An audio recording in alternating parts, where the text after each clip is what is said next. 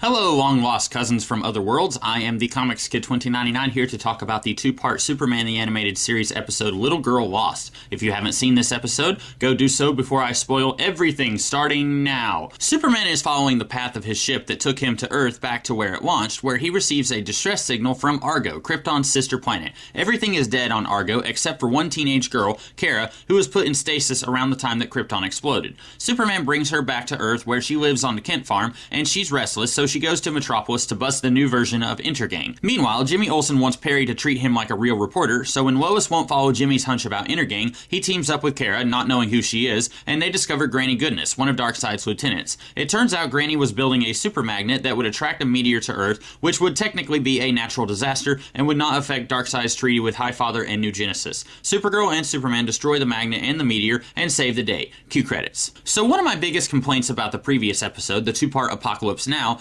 was that it didn't really use any of the Fourth World characters very well, with the exception of Darkseid. But this episode, in the same amount of time, the Fourth World characters that it does use, they are used very well. Sure, in many ways, Apocalypse Now was introducing the entire concept of the Fourth World to Superman the Animated Series. Sure, we had seen characters like Kanto and Calabac in previous episodes, but neophytes still didn't know who these guys were, or anything about the treaty between New Genesis and Apocalypse, which was all given to us in Apocalypse Now. So this episode doesn't have to worry about introducing all of that. But also this episode isn't doing an epic action movie alien invasion / brutal war story that necessitates all of the Fourth World players to be used in some capacity. This is one of Darkseid's smaller schemes, if such a thing is possible, and so this episode doesn't need as many characters. And so it's able to focus on the ones we do have a little better. Darkseid is barely even in this story, but he's still menacing and totally has my attention when he's on screen. And Granny Goodness, this is really her first time in the DCAU, and boy, I love her a lot.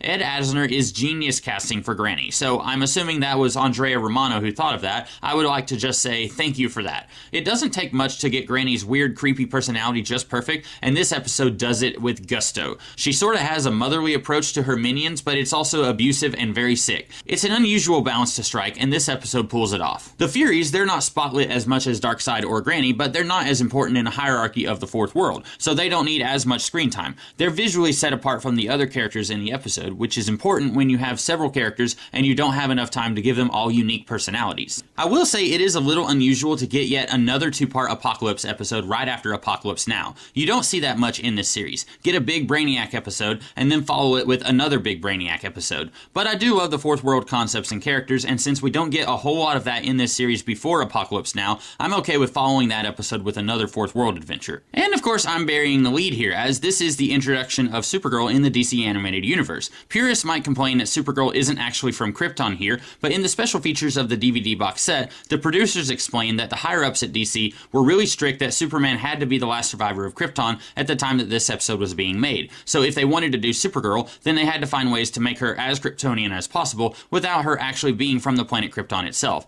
And having Krypton have a sister planet is a nice reference to the Silver Age Supergirl's origin, where she was from Argo City, which had separated from Krypton during the explosion, but the citizens managed to survive for a little while longer after the destruction of the planet. While that idea worked fine in the Silver Age, it's a tad silly, so having a separate planet works for me. Although later in Justice League Unlimited, we see that Supergirl and her clone Galatea are affected by kryptonite, so I don't know how that works with Supergirl not being from Krypton, but oh well, that's nitpicking and it has nothing to do with this episode. One minor problem I have here is that we don't get much insight into Supergirl's personality beyond the archetype of kinda bratty younger sibling. Last week I mentioned that you don't want to shift the focus away from Superman too much, since this is his series, but you also want to get a good feel for any new characters that you're introducing. It's difficult to balance, but in this episode, I feel like Superman is barely in it. We see him when he rescues Supergirl, and what could have been a very touching emotional moment for both characters is skipped over. Then we see them at the Kent farm, where Clark is being pretty strict, telling Kara that she needs to get used to life on Earth before she reveals herself to the world.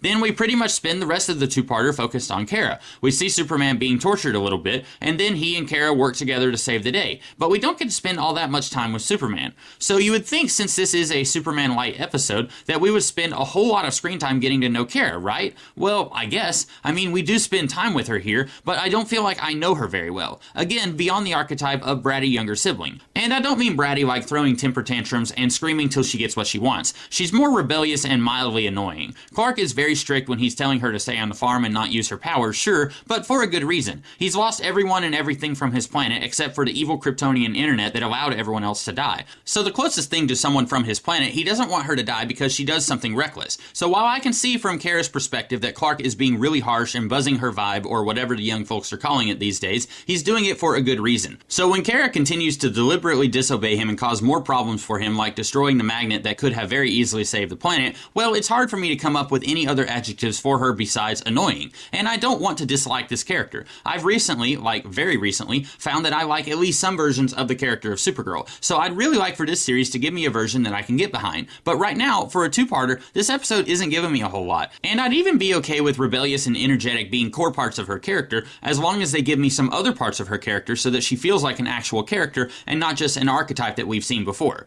And I should mention that I really do like what little we see of Clark and Kara's relationship here. It's a friendship that we don't get to see explored a whole lot in this series, and getting to see Clark be the strict disciplinarian is a kind of fun change of pace, since he is usually more of an equal partner with most of the heroes that we see him teaming up with, at least so far. So overall, I really like this episode. I like the potential that it offers for the rest of the series, and I like how it uses most of its characters. And the one character I don't think gets utilized properly, well, we have the rest of the series to get to see her be explored a little bit more, so that isn't a deal breaker either. But what did you guys think of the episode and of my review? I hope you liked it, and if you did, I'll be coming back a week from now to talk about another episode of Superman the Animated Series. In the meantime, you guys have a great rest of the day. Catch you later.